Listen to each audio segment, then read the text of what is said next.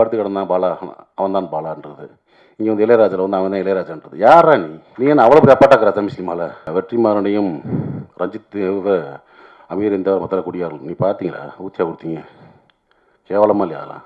படங்களுக்கு வியாபாரிகிட்ட வந்து பர்கர் வியாபாரி உட்காரச்ச மாதிரி உலக சினிமாவில் வந்து காப்பி அடித்து படம் பண்ணி ஜெயிச்ச ஒரு போலி அறிவாளி மிஸ்கின்.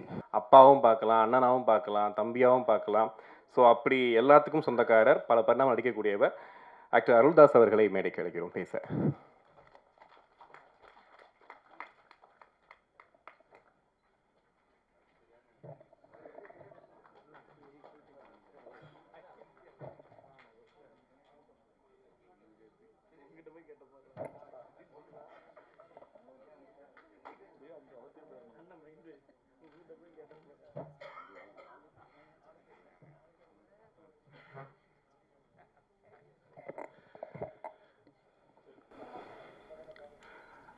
அனைவருக்கும் வணக்கம். இந்த மேடைக்கு நான் வந்ததுக்கு காரணமே சுசி தான், தம்பி சுசி தான். இல்லை தம்பின்னு நிறைய பேர் சொல்லி எல்லாத்தையும் தம்பின்னு கூப்பிட்றாங்க இப்போ. அப்புறம் வர அப்புறம் ஏன்னா நான் வந்து உங்களுக்கு தெரியும், நடிகரானதே நான் மகாநாளில் தான் ஃபஸ்ட்டு. ஸோ என் வாழ்க்கை, என்னுடைய வாழ்க்கை தரம் ஒரு நடிகனாக, ஒரு புகழ்பெற்ற ஒரு நடிகனாக வர்றதுக்கும் அதன் மூலமாக பொருளாதாரம் உயர்ந்து என்னுடைய கஷ்டங்கள் அனைத்தையும் தீர்த்தது வந்து என்னுடைய அன்பு தம்பி சுசி தான். ஏன்னா அதுக்கு முன்னாடி தெரியும், சுசிக்கு தெரியும் நான் எவ்வளோ கஷ்டப்படுறேன் அப்படின்னு தெரியும். பொருளாதார ரீதியாகவும் சரி, அதே மாதிரி ஒர்க்கு விஷயமாக ரொம்ப ஸ்ட்ரகிளில் இருந்த காலகட்டம். டக்குன்னு ஒரே படத்தில் மாற்றி விட்டாங்க லைஃப்பை. நான் மகனில் தொடர்ந்து வாய்ப்பு கொடுத்து, அதாவது நான் மகனோட கைவிட்டுறாமல் அழகசாமி குதிரை, ராஜபாட்டை தொடர்ந்து அண்ணனுக்கு அடுத்தடுத்து வாய்ப்பு கொடுக்கணும். ஏன்னா ஒரு நடிகனை வந்து ஒரு படத்தில் அறிமுகப்படுத்திட்டு அப்படி கைவிட்டுட்டா அடுத்தடுத்து மற்றவங்க கூப்பிட்றது கஷ்டமாயிடும். ஸோ ஏன்னா அது வந்து நீங்கள் பாலச்சந்திரன் சார்ட்ட பார்க்கலாம். ஒரு நடிகர் அறிமுகப்படுத்தினா தொடர்ந்து வாய்ப்பு கொடுத்து மக்கள்கிட்ட வந்து அந்த ஃபேஸை அட்ஜஸ்ட் பண்ணிட்டே இருப்பார். ஸோ அந்த மாதிரி வந்து என்னையை வந்து தொடர்ந்து வாய்ப்புகள் கொடுத்து என்னை அட்ஜஸ்ட் பண்ணி என்னையை வந்து ஒரு நடிகனாக இன்றைக்கி நான் நல்லா இருக்கேன்னா அதுக்கு வந்து எனக்கு மனசார சொல்லுவேன். நானும் என் குடும்பமும் எப்பயுமே வந்து சுசிக்கு நன்றி கடனாக இருப்போம். எப்போ கூப்பிட்டாலும் நான் வந்து சுசி அப்படின்னு ஏதாவது ஒரு ஃபோன் பண்ணி ஏதாவது ஒரு சின்ன கேரக்டர் ஒரு சும்மா வந்துட்டு போனா கூட நான் போயிடுவேன். நான் அதுதான் முதல்ல எனக்கு ஃபஸ்ட் ப்ரிஃபரன்ஸ். ஏன்னா சுசியை வந்து நான் வந்து முதல் நாள் ஒரு அஸ்னேட்டராக வந்து ஜாயின் பண்ணதுலேருந்து நான் பார்த்துக்கிட்டு இருக்கேன். பேரன்பு மிக்க ஒரு அன்பு தம்பி, மிக திறமையான ஒரு இயக்குனர். அது சொல்லுவாங்கள்ல, சுத்தமாக தொழில் தெரியும்னு, அந்த மாதிரி சுத்தமாக தொழில் தெரியும். ஒரு டைரக்ஷன்னா நச்சுன்னு அப்படியே, அதாவது கன்ஃபியூஸ் இல்லாமல் இருப்பாப்புல ஸ்பாட்டில். நீங்கள் பதறவே வேண்டாம். அதனால தான் இந்த படம் அவ்வளோ ஃபாஸ்ட்டாக முடிஞ்சிருக்க காரணமே அதுதான். அமுதேஷ் சொன்ன மாதிரி போனாங்க டக்கு முடிச்சு வந்துட்டாங்கன்றாங்களா, அது காரணம் வந்து தொழில் சுத்தமாக தெரியும். யாருக்கும் பயப்பட தேவையில்லை. நம்மளுக்கு தொழில் சுத்தமாக தெரிஞ்சு யாருக்கும் பயப்பட தேவையில்லை. கேமரா மாட்டிங்க வைப்பா தம்பி ஷாட்டு, லென்ஸ் அதை பிடிச்சி அந்தளவுக்கு இதாக சொல்ல வரல, அந்தளவுக்கு க்ளீனாக இருக்கலாம். அதே மாதிரி என்ன வேணும், ஆர்டர் என்ன வேணும், காஸ்டியூம் என்ன வேணும், காஸ்டியூம் டிசைன் என்ன கலர் வேணும், ஸோ எல்லாமே சுத்தமான ஒரு தொழில் தெரிஞ்ச வேலைக்காரன் தான் சுசீந்திரன். ஏன்னா இவ்வளோ நாட்கள் தொடர்ந்து வெள்ளை கபடிக்குள்ளேருந்து இவ்வளோ நாட்கள் பயணப்பட்டு வர்றதே ஒரு பெரிய விஷயம். மீண்டும் வந்து அதே மாதிரி இப்போ வந்து 2K கிட்ஸ் வச்சு எடுத்த மாதிரி இன்னும் வந்து பெரிய பெரிய கதாநாயகங்களை வச்சு அடுத்து திரும்பவும் ஒரு பெரிய கம்பேக்காக வந்துடுவாப்புல. அதுக்கான அத்தனை தகுதியும் திறமையும் வாய்ந்தவன் தான் என்னோடய அன்பு தம்பி சுசி. அதே மாதிரி இந்த படத்தில் எனக்கு தெரிஞ்சவங்க நிறைய பேர் நடிச்சிருக்காங்க. தம்பி பாலசரவணன், இயக்குனர் முருகானந்தம், குணவதரி மேடம், அதே மாதிரி இசையமைப்பாளர் ஐயா இமானவர்கள், தஞ்சயன் சார், இவங்கெல்லாம் எனக்கு தெரிஞ்சவங்க. எனக்கு தெரியாதவங்க, பழக்கம் இல்லாதவங்க நிறைய பேர் அறிமுகமாகிருக்காங்க. ஹீரோ உட்பட மீனாட்சி தெரியும் எனக்கு இவங்க. ஸோ எல்லாருக்குமே பெரிய ஒரு வாழ்த்துக்கள். இந்த படம் வந்து அவங்களுக்கு வந்து ஒரு பெரிய ஒரு ஓப்பனிங் கொடுத்து தமிழ் சினிமாவில் மட்டும் இல்லை, தென்னிந்திய சினிமாவில் வந்து நிறைய படங்களில் நடிக்கணும், வேலை பார்க்கணும். அதுக்கு என்னுடைய வாழ்த்துக்கள். இந்த மேடை பார்த்திங்கன்னா ரொம்ப ஒரு அமைதியாக, ஒரு ப்ளசண்ட்டாக, எல்லாருமே ஒரு பாசிட்டிவாக, ஒரு அன்பாக பேசுகிறாங்கல்ல.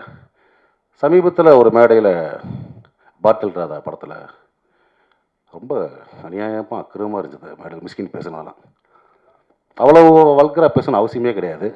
இயக்குனர் தான் என்ன வேணால் பேச கிடையாதுல்ல. அந்த மாதிரி எனக்கு ரொம்ப வீடியோ பார்த்தேன். ரொம்ப நமக்கு தலைக்குனிவாக இருந்துச்சு. தமிழ் சினிமா வந்து இந்திய சினிமாவில் வந்து ஒரு பெரிய மதிக்கக்கூடிய ஒரு ஒரு இடத்துல இருக்குது தமிழ் சினிமா. தமிழ் சினிமா இயக்குநர்கள் மட்டுமல்ல, தொழில்நுட்ப கலைஞர் அனைவரையும் வந்து இந்தியா சினிமா லெவலில் ஒரு பெரிய மதிக்கக்கூடிய இடத்துல இருக்காங்க.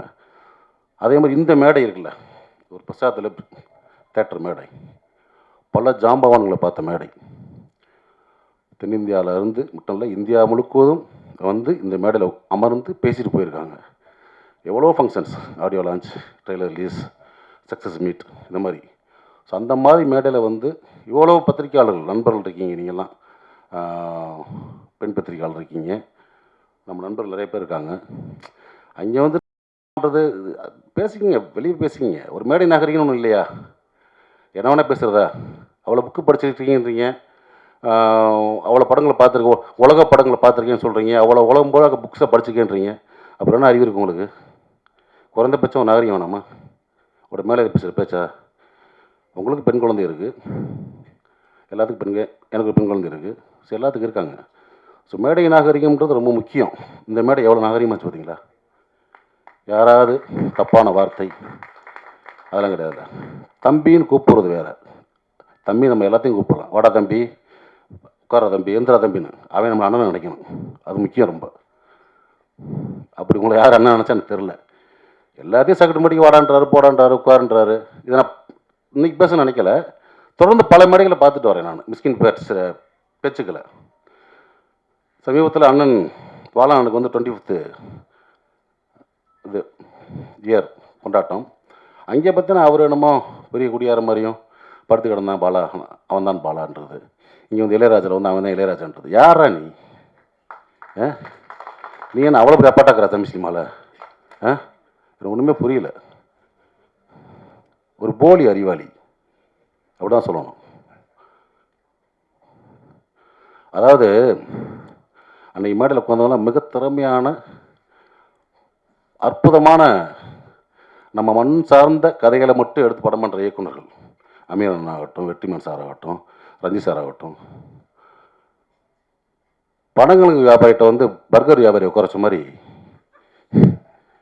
உலக சினிமாவில் வந்து காப்பி அடித்து படம் பண்ணி ஜெயித்த ஒரு போலி அறிவாளி மிஸ்கின்.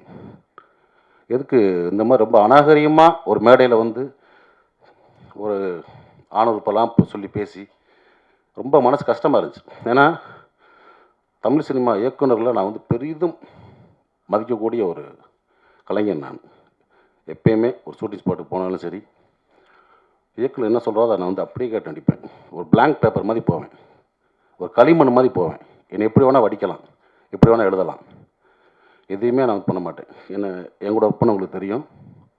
அதே மாதிரி பொட்டேஷன் செடி மற்ற விஷயம் ரொம்ப அந்த டார்ச்சர்லாம் பண்ணக்கூடிய ஆர்ட்ஸ் கிடையாது. ஏன்னா நம்ம கீழேருந்து வந்திருக்கோம், ரொம்ப கஷ்டப்பட்டு ஒரு இடத்துக்கு வந்திருக்கோம் தமிழ் சினிமாவில். தமிழ் சினிமாவையும் தமிழ் சினிமா இயக்குநர்களையும் பெரிதும் மதிக்கக்கூடிய ஒருத்தன் நான். ஆனால் அந்த மேடை எனக்கு வந்து ரொம்ப அருவருப்பாக இருந்துச்சு. ஸோ மிஸ்கின் அவர்களே, நீங்கள் தம்பியாக இருக்கலாம், அண்ணனாக இருக்கலாம், இல்லை என் ஒத்த வயதாக இருக்கலாம். சினிமா சொல்லுவாங்கள்ல, உங்கள் அம்மா எங்கள் அம்மா இல்லை சினிமாடான்னு. சினிமா இது. நீங்கள் வந்து ஒன்றும் ஒரு ட்ரெண்ட் செட் ஃபிலிம் பண்ணியெல்லாம் நீங்கள் வந்து ஜெயிக்கலை. குத்தாட்ட பாடல்கள், ரொம்ப சாதாரண கதையில் எடுத்தான் ஜெயிச்சிருக்கீங்க நீங்கள்.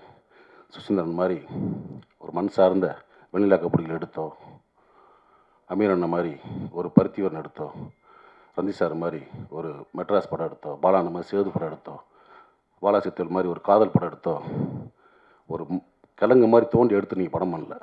வெளிநாட்டு படங்களுடைய முகத்தில் அதனுடைய ஷார்ட்ஸை காப்பி பண்ணி, சீன்ஸை காப்பி பண்ணி ஜெயிச்ச ஆள். ஸோ நீங்கள் வந்து ஒரு போலி புத்திசாலி. அதை நான் வச்சுக்கிட்டு இன்னும் பல மேடைகள் நீங்கள் பேசலாம், கொஞ்சம் நாகரிகமாக பேசுங்க. ஏன்னா நீங்கள் உட்காந்துருக்க மேடைகளில் பெரும் கலைஞர்கள் உட்காந்துருப்பாங்க. அன்றைக்கெல்லாம் மேடையில் சொல்கிறார், வெற்றிமாறனையும் ரஞ்சித் தேவ அமீர் இந்த மற்ற குடியார்கள் நீ பார்த்தீங்களா? ஊற்றியா கொடுத்தீங்க? கேவலமாக இல்லையா? அதெல்லாம் எத்தனையோ பேர் குடிக்காமல் இருந்திருக்கலாம், குடிப்பழக்கம் இல்லாதவர்கள் இருக்கலாம் மேடையில். எப்படி பொத்தாம சொல்கிறீங்க? ஏற்கனவே சினிமாக்காரனே கிளுகிளுன்னு தான் இருக்குது. பார்க்குற பார்வையே வேறு மாதிரி இருக்குது. இந்த மாதிரி நம்மளே தாழ்த்தி நம்மளே வெளியே அசிங்கப்படுவான்னு நினைக்கிறேன். இது வந்து என்னுடைய மனக்குமுறல். ஏன்னா இப்போயும் சொல்கிறேன், தமிழ் சினிமா இயக்குநரில் பெரிதும் மதிக்கக்கூடிய வணங்கக்கூடிய ஒருத்தன் நான். ஸோ அந்த மாதிரி இப்போ இருக்க ஒரு இயக்குநர்கள் இந்த மாதிரி சும்மா போகிற போக்கில் மொத்தமாக அது இதுன்னு பேசுகிறது வந்து அனுமதிக்கக்கூடாதுன்னு நினைக்கிறேன். ஸோ அதை நான் வந்து இங்கே பதிவு பண்ண நினச்சேன். அதுக்கு வந்து என்னுடைய கண்டனங்களை கண்டிப்பாக தெரிவிச்சுக்கிறேன். ஓகே. அதே மாதிரி இந்த மேடையில் இன்னொரு எனக்கு ரொம்ப சந்தோஷமான விஷயம் என்ன பார்த்தீங்கன்னா, என்னுடைய நண்பன் பிரபாகரன் இந்த இது அந்த டாலோட அன்போட டா பிரபுவும் நானும் வந்து ஒன்றா அசிஸ்டன்ட் கேமரா ஒர்க் பண்ணோம். எனக்கு முன்னாடி சீனியர் ஆர்டிஸ்ட் அவன் தான். ஏன்னா வந்து பூலான் கேட்டு இப்போ பார்த்துருப்பீங்க, பூலான் வாசம், சாரி அஜித் சார் படம். அதில் வந்து